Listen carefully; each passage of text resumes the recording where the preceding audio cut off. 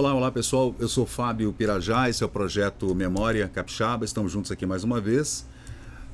Hoje para tratar novamente de um assunto, daqueles assuntos muito interessantes que são as caçadas, né?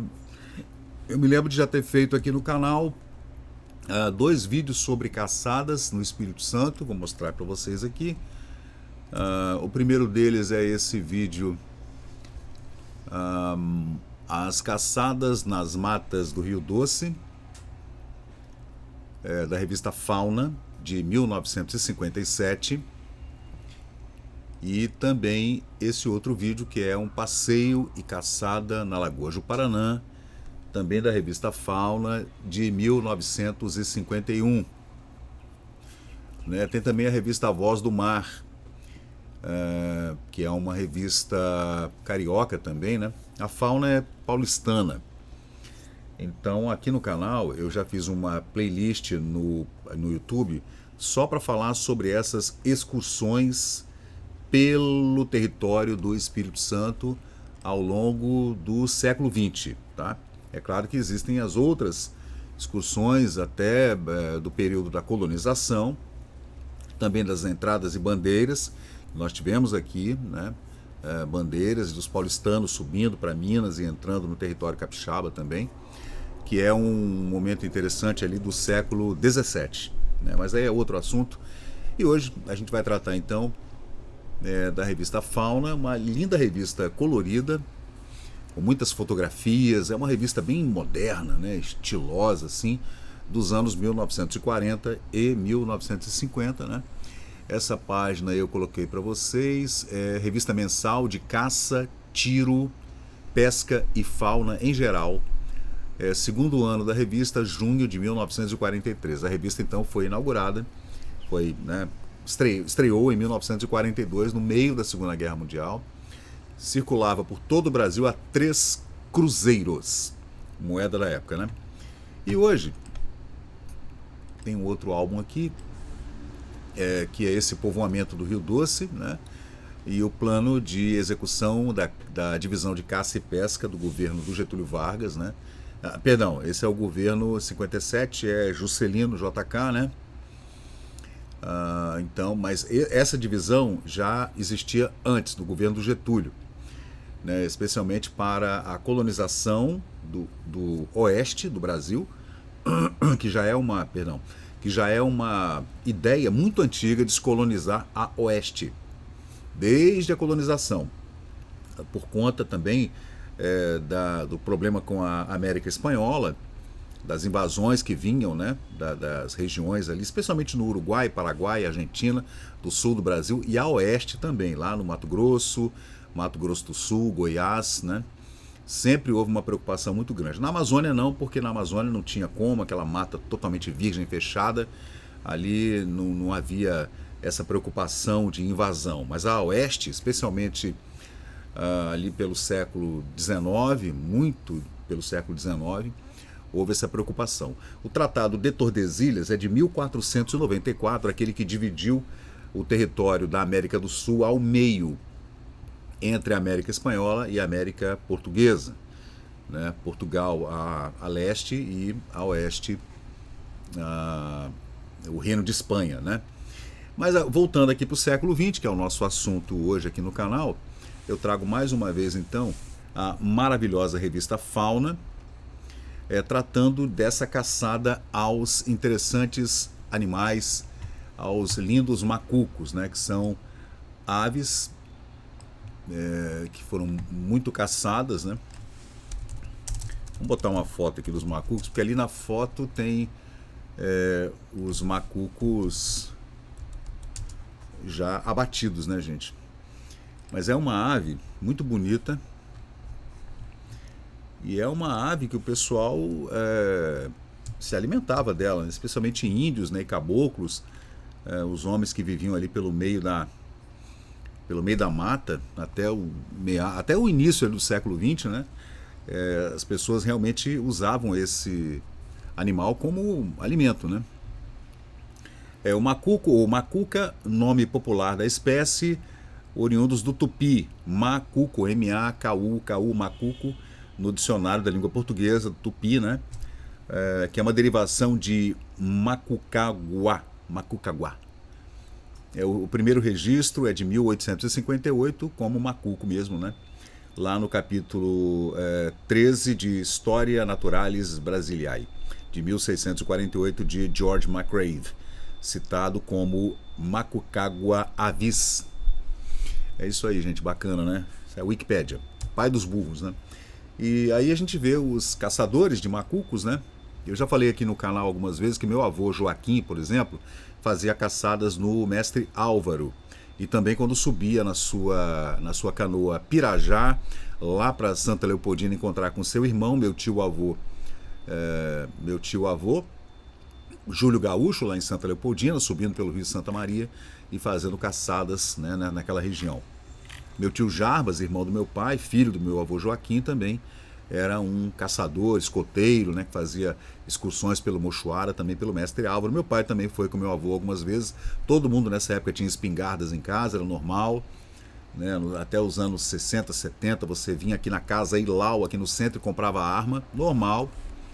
Não tinha o menor problema, você deixava lá o registro, identidade, ia para a Polícia Civil, fazia lá um antecedente e pronto, estava liberada a arma. Claro que não era para portar, para andar com a arma, mas você tinha o direito a ter a sua arma. Hoje em dia que virou esse... Nossa, que encheção de saco, né? Mas vamos lá, seguindo aqui com a nossa pesquisa, gente, que eu tratei com vocês sobre essa caçada que aconteceu em 1952, que está muito bem relatada na revista Fauna dessa mesma época, fazendo um retrospecto dos anos 40 ainda, com 10 anos de caçada. O texto é de Atílio Domênico Viero para a revista Fauna. E as pessoas enviavam cartas para a revista publicava, tá? Muito legal, né?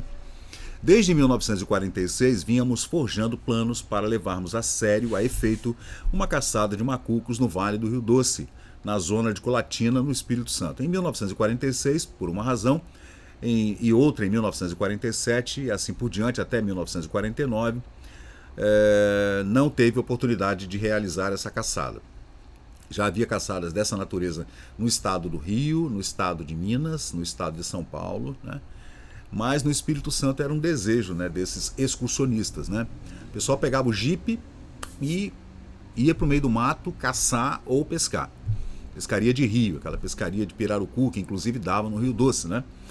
No ano passado, entretanto, como nada houvesse que nos impedisse, chegada a época, damos início aos preparativos para a partida que seria a 20 de agosto de 1950. Eles estavam planejando essa viagem desde 1946. Estavam, então, como vocês veem aí na foto, pelo menos 2 desses caçadores, que são Adelino Laranjeira e o Dr. Miguel Buchal, cirurgião dentista e também autor desse escrito, né, Ele pegou o diário de bordo da caçada, fez um relatório, né, bacana, e a partir dali escreveu esse artigo, né, saindo de Campos, no estado do Rio de Janeiro. O primeiro, um garoto de 60 primaveras, velho mestre do pio, né, que usava os pios para caçada, foi também meu mestre. O primeiro, Adelino Laranjeira, tinha 60 anos de idade. O segundo, caçador emérito, desde os 16 anos de idade, o senhor Miguel Buchal, hoje com 37 anos, nascido a 1º de abril. Por isso, não conta vantagens sobre caçadas, e eu, novato na arte da caçada, né, com regular vocação e já com 42 outonos nas costas, 42 anos de idade. Bacana o texto, né? E vamos seguir aqui com ele. Os meus companheiros já tinham excursionado pelo Vale do Rio Doce várias vezes, nas quais saíram-se muito bem, de modo que o desejo de voltarem, né, para Colatina, Linhares, e fazer essa caçada era muito grande à vontade. Quanto a mim, que gosto intensamente de caçar e também das excursões, e principalmente em se tratando de entrar em contato com a natureza, fiquei entusiasmadíssimo e destinei minhas férias a esse fim. A escolha então foi do mestre Laranjeira, com G, tá?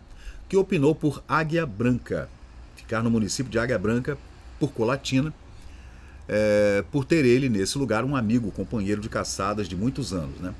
O companheiro Buchal opinou por Linhares, e daí seguir margeando a Lagoa Juparanã até alcançar o rio São José, em cuja zona estivera em anos anteriores. Prevaleceu então o ponto de vista do Laranjeira, então eles foram para Águia Branca, né? Assim chegando lá, saindo de Campos em agosto de 1950. Às 5h05 da manhã, em Campos, dos Goitacazes, saíram no Ford 1940 e chegaram ao rio Itabapuana, na divisa do rio com o Espírito Santo. Às 10 horas da manhã, entramos em Vitória. Então eles saíram 5 da manhã de Campos e chegaram em Vitória 10 horas da manhã. Rápido, né?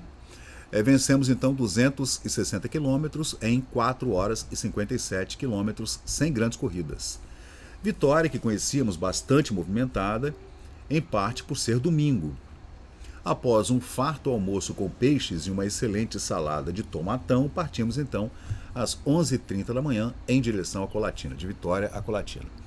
Às 13h58 chegaram então a Santa Teresa. Veja qual era o caminho, né, que se tomava, né?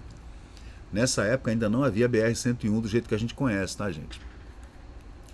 Às 2 da tarde, então, eles chegaram a Santa Teresa, em cujo percurso a estrada estava apenas regular, em virtude da subida, que é uma subida bem, né, bem angular. Neste trecho sobe-se de 0 a 700 metros de altura. Depois de Santa Teresa, começa a descida para o Vale do Rio Doce. Temos nesse trecho o magnífico panorama do Vale do Canaã, descrito magistralmente no seu romance O Graça Aranha, né? Após zigue-zaguearmos inúmeras vezes, chegamos então ao fundo do vale, onde o calor se faz sentir, embora no mês de agosto por falta de ventilação. Todo vale é assim, né? Quente, né, gente? Só lá na Suíça que não. Às 15h40 chegamos a Colatina. Você vê, eles saíram de Vitória às 11h30 da manhã, chegaram em Santa Teresa às 2 horas da tarde e chegaram a Colatina às 4:20 da tarde, naquela época, em 1950, de jipe. Aqui procuramos uns amigos, então, do Laranjeira, né, que estava conosco na excursão, e tivemos informação de que haviam viajado 2 dias antes para aqueles lados de lá da caçada dos macucos, na divisa do Espírito Santo com a Bahia, a fim de caçar mesmo esses pássaros, né?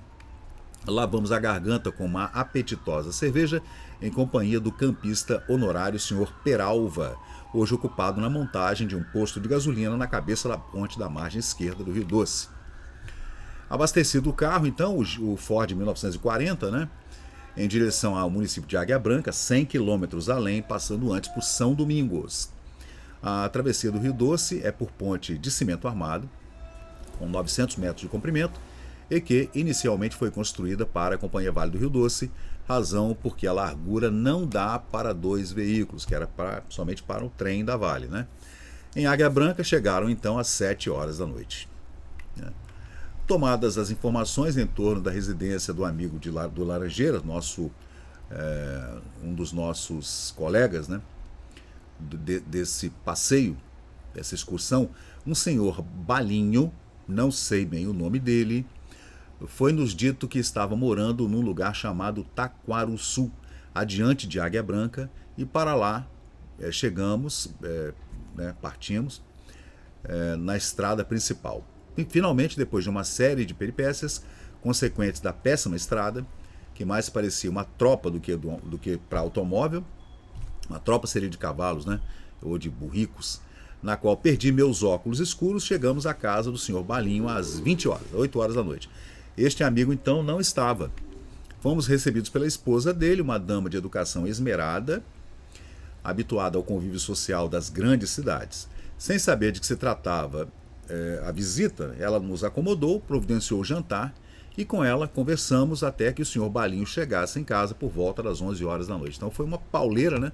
Desde as 5 horas da manhã, em Campos do dia, né, até meia-noite ficaram, né, sem descansar. Trocados cumprimentos entre Laranjeira e o senhor Balinho, que não se viam já há 9 anos, né, desde a última viagem ao Vale do Rio Doce, ainda nos anos 40, né? Feitas as apresentações do senhor Buchal e a minha própria, foi exposto o motivo da visita. Tivemos então, neste fim de 20 de agosto de 1950, depois de 15 horas de viagem, 600 quilômetros, né, uma espécie de decepção, por não dizer decepção completa, quando ouvimos então o senhor Balinho, lá no Taquaro Sul, né, de que aquelas paragens, em nenhum lugar estava sendo caçado o macuco, não se encontrava o macuco. Ele então nos aconselhou a caçar macucos que fôssemos para os lados da Bahia, na divisa, ao norte, né? Não a noroeste, ao norte. Aceitamos a sugestão e fomos dormir, pois o cansaço era grande, imagina, né? Então, no outro dia, dia 21 de agosto, eles saíram então da casa do Balinho, ali no Taquaro Sul. Lá esqueci minha lanterna de mão por volta das 7 horas da manhã, com destino a São Domingos. Deste lugar seguimos então para Nova Venécia, mais ou menos 80 quilômetros de distância. A estrada se acha concluída, em alguns trechos em construção noutros. Aí ele usa, né? Na alguns e noutros. Os carros têm de passar por variantes e, como geralmente acontece com tais improvisações, era de se ter pena do carro, do Fordzinho 1940. Almoçamos em Barra Seca, pequeno povoado junto ao rio do mesmo nome, Rio Barra Seca. Então, no local, gente, as matas eram de propriedade, de uma propriedade chamada Santa Rita, Fazenda Santa Rita, né? E fomos fazer uma boa caçada, poderíamos, né, fazer uma boa caçada, pois basta o caçador dar um piado para ouvir resposta de todo lado, né, indicando que ali havia vários macucos, né? Seguimos então viagem ao Córrego do Cavalo, onde encontramos o acampamento do senhor Rochinski, empreiteiro da construção da estrada. Você vê que nessa época havia várias empreitadas, né, gente, para fazer essas estradas de interligação entre municípios do Espírito Santo a norte e a sul, né? Esse Rochinski era um cidadão polonês há 30 anos radicado no Espírito Santo, apaixonado pela pesca, a qual dedica noites inteiras manejando redes. Dispensou-nos a máxima atenção, nos ofereceu um rancho, né, um farnel, uma comida que tinha desocupado, e a gente pôde acertar as nossas camas, né? Cozinhou para nós uma senhora, a senhora de um empregado dele, do Rochinski, o senhor Gumercino, que também era pedreiro e estava trabalhando com Rochinski, esse polonês, abrindo estradas ali pela região do rio Barra Seca, né, em Nova Venécia. Então, deixa eu ver, no dia 22 de agosto, né, eu e Buchal partimos então em direção a Santa Rita, munidos do almoço. Eles almoçaram e seguiram, né? Fomos até a sede da fazenda, que pertence à família Santos Neves, primos do governador Jones dos Santos Neves, era o governador na época, né? Neste recanto vimos, sem exagero, o mais bonito gado bovino que se pode ver. Uma centena ou mais de rapazes e homens trabalhando, cavando o subsolo à procura de pedras, águas marinhas. Depois a gente vai fazer aqui no canal, gente, vídeos para falar sobre a exploração de pedras semi-preciosas, preciosas e de ouro aqui na região norte do Espírito Santo, né? Foi-nos cedido então um guia e nós penetramos pelo mato, na Fazenda Santa Rita, em Nova Venécia. Andamos o que foi possível, até às 17 horas saímos então, chegando ao rancho às 20 horas, ao pequeno sítio, né? Sob o clarão da lua. Não havia iluminação, né, gente? Então aquele céu estrelado com uma lua cheia, né? Concluímos então por fazer a caçada nesse local em virtude de serem os matos muito frequentados por caçadores de bichos. Então caçava-se antas e javalis, antas e outros animais, né? Foram abatidos 2 jaós por mim, 2 jaós, e um jaó pelo senhor Laranjeira, que ficou caçando perto do rancho. Então eles deixaram o Córrego do Cavalo e seguiram para Nova Venécia. Nessa localidade, que é o 2º distrito de São Mateus, você vê que eles foram bem ao norte, né? À margem direita do rio do mesmo nome, no rio São Mateus, encontramos habitantes em grande atividade, pois às 10 horas da manhã estava sendo esperada uma caravana política do PSD e do PTB, chefiada pelo senhor Jones dos Santos Neves, atual governador, eleito pelos 2 partidos, a coligação entre o PSD e o PTB. O antigo PTB do Getúlio Vargas, né? Então, no dia 28 de agosto de 1950, houve então uma caravana política em Nova Venécia. Depois a gente pode pesquisar para entender um pouquinho melhor por que essa caravana estava percorrendo essa região. E metemos então mãos à obra, né? Apresentando pessoas e tal, para nos indicar um bom local de caçada. É É igual o pesqueiro, né, gente? O pescador também, ele pergunta, onde é que está um pesqueiro bom aí? Aí o outro pescador não quer que ele descubra o pesqueiro dele, que pode ser um pesqueiro que ele não quer dizer, né? Ele, não, esse é o meu pesqueiro.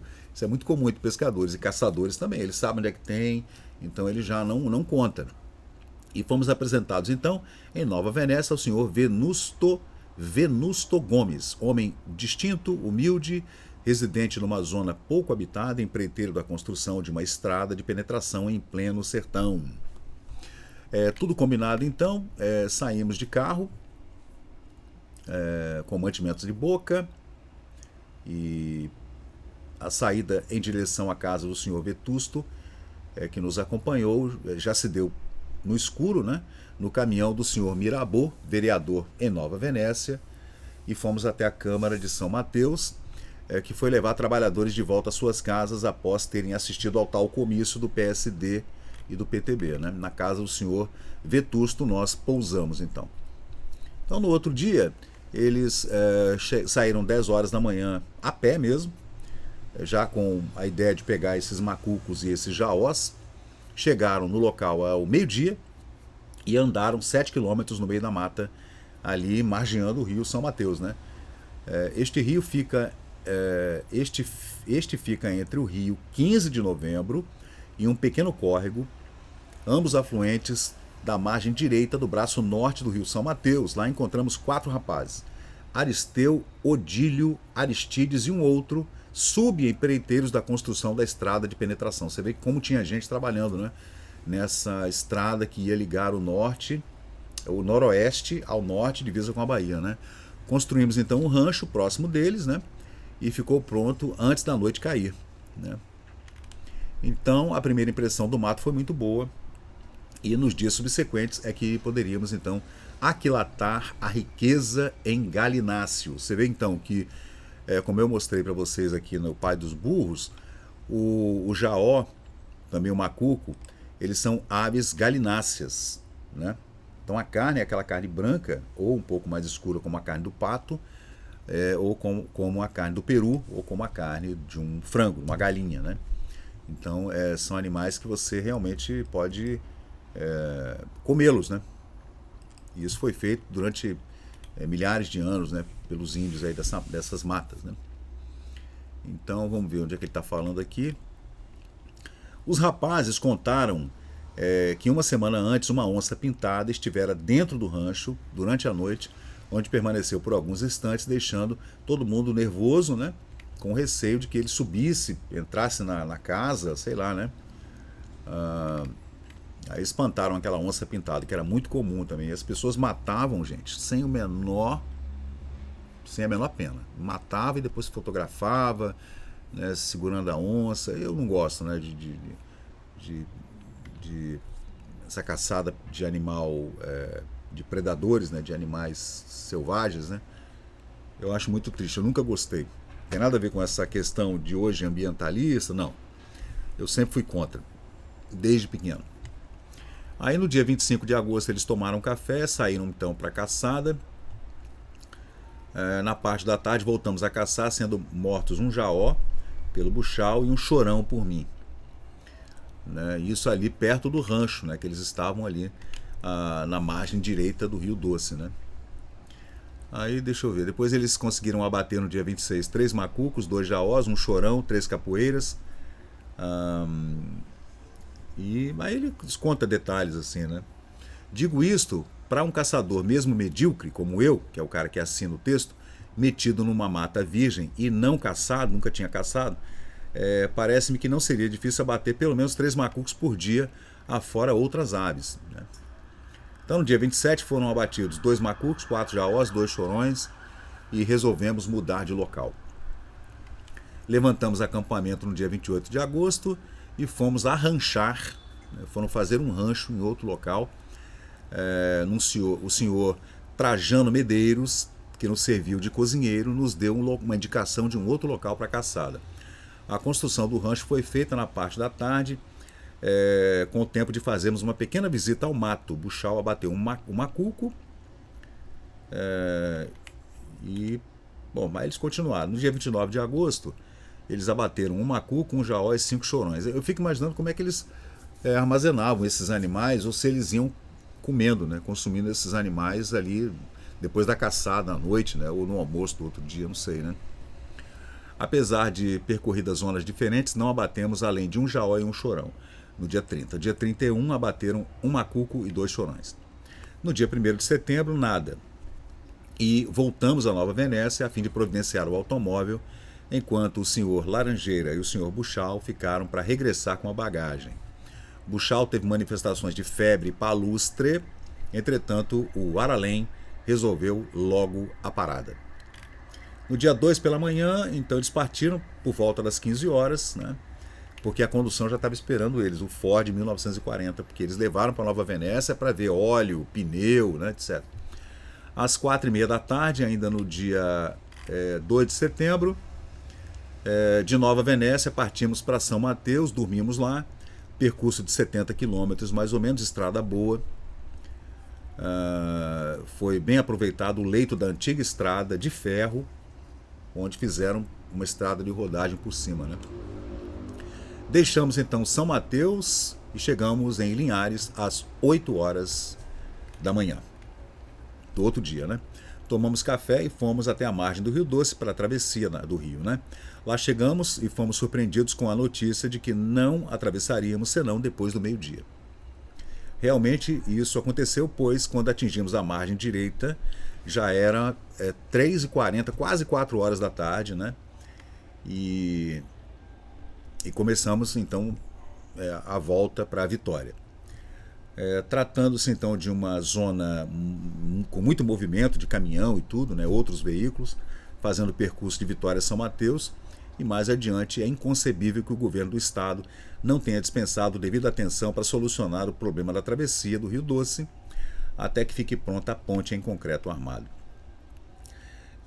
Esta ponte terá 520 metros de comprimento, as obras já foram iniciadas em 1950, custou 200 mil cruzeiros, né, esse início da obra, que ele mandou construir uma barcaça para fazer a travessia. Perdão, a barcaça custou 200 mil cruzeiros, tá, para fazer a travessia do Rio Doce, enquanto a ponte Getúlio Vargas não ficava pronta, né. Dormimos então em Nova Almeida, já na praia, em uma pequena vila à beira-mar, onde saboreamos uma excelente peixada, que nessa época não se falava em moqueca. Ninguém falava moqueca. Até os anos 50 se falava em peixada. Às 6h30 partimos então e chegamos em Vitória às 7h10 da manhã. Rápido, né? Abastecido o carro, saímos, passamos então pela fábrica de chocolates Garoto, 1950, hein, gente? Há 75 anos atrás, onde compramos alguma coisa para as respectivas famílias. Então, finalmente, 12h55, 1h da tarde, chegamos em Campos, né? No dia 4 de setembro. A excursão durou 16 dias, entre ida e volta, 1.500 quilômetros, que eles percorreram, entre Campos, o Itabapuana, subindo para Marataízes, subindo direto. Aí entra, passa por Vitória, passa por Santa Teresa, Vale do Canaã, vai dar lá, né, em Colatina, Linhares, Nova Venécia, vai até São Mateus e volta. Eles percorreram o estado praticamente todo, né? Lindas paisagens. O balanço final, então, acusou 39 peças abatidas. 8 pelo senhor Laranjeira, 14 pelo senhor Buchal e eu abati 17 caças. Como animais nocivos e perigosos, encontramos 2 cobras, sendo uma surucucu pico de jaca, pelo senhor Buchal, e uma cobra coral venenosa por mim, que foram mortas. O Buchal pisou-a sem ver a coral, né? E por mais ou menos 1 palmo ele não foi picado por essa cobra coral. Então foi uma aventura, né, gente, que começou em Campos dos Goitacazes, que era uma viagem que eles pretendiam fazer já há muitos anos, né? Que eles estavam planejando desde o início dos anos 40, que eles planejavam uma viagem para o Vale do Rio Doce, sendo que alguns desses caçadores já haviam ido lá 9 anos antes, né? E já conheciam o pessoal da região ali do Vale do Rio Doce, de Colatina, Nova Venécia, Linhares e até a divisa do Rio São Mateus com a Bahia. Então eles pretendiam fazer essa viagem em 1946, não deu. Em 1947, 48, 49 também não deu, e apareceu uma janela boa para todo mundo se reunir, pegar o Ford em 1940 e seguir para o Espírito Santo, saindo de Campos, né, em 20 de agosto de 1950. 3 caçadores então, o senhor Atílio Domênico Vieiro, Adelino Laranjeira e o doutor Miguel Buchal, cirurgião dentista, que escreveu essas linhas, né, falando então desses dias em que eles fizeram essa aventura. Então é isso aí, pessoal. Esse é mais um vídeo aqui do nosso canal do Memória Capixaba. Os outros vídeos falando sobre essas caçadas de pássaros galináceos, né, que era muito comum aqui no Espírito Santo. Hoje em dia eu não sei se alguém ainda faz esse tipo de caçada. Para mim é uma incógnita, né? Eu não conheço ninguém que seja caçador. Conheço alguns pescadores, o pessoal que pesca em rio, no mar, ou pesca em alto mar, né, mergulhadores e tudo, mas eu não conheço ninguém que seja um caçador. Eu estou indo caçar. Se bem que hoje é muito comum essa caçada na região do Mato Grosso, né, em Goiás, ali na Mata Atlântica. Eu não ouço ninguém falar dessa caça aqui. Tem a caça no Cerrado, né, como eu falei, na Floresta Amazônica a gente vê em Belém, em Manaus, e o pessoal sobe para fazer pescaria de rio, desses enormes peixes, né, como o pirarucu, por exemplo, mas a gente não ouve falar em caçadas de animais assim, galináceos ou mamíferos aqui na região do Espírito Santo. Então, se você souber de alguma coisa, você entra em contato conosco aqui para a gente tentar alinhavar mais uma pesquisa aqui no nosso canal, né? A revista chama-se Revista Fauna, que foi publicada começou nos anos 1940, falando sobre caça, pesca, tiro e fauna em geral. Então valeu, pessoal, muito obrigado. É um relato, assim, uma crônica relatando o dia a dia de uma caçada no mês de agosto e no mês de setembro de 1950, gente que se embrenhava no meio das matas capixabas para caçar esses galináceos. Então valeu, gente, muito obrigado. Até a próxima. E chegamos ao final de mais um vídeo aqui do Memória Capixaba. E se você curtiu o conteúdo, por favor, deixe seu like, compartilhe aqui o nosso canal e inscreva-se para mais novidades. Até a próxima e muito obrigado por participar aqui do Memória Capixaba.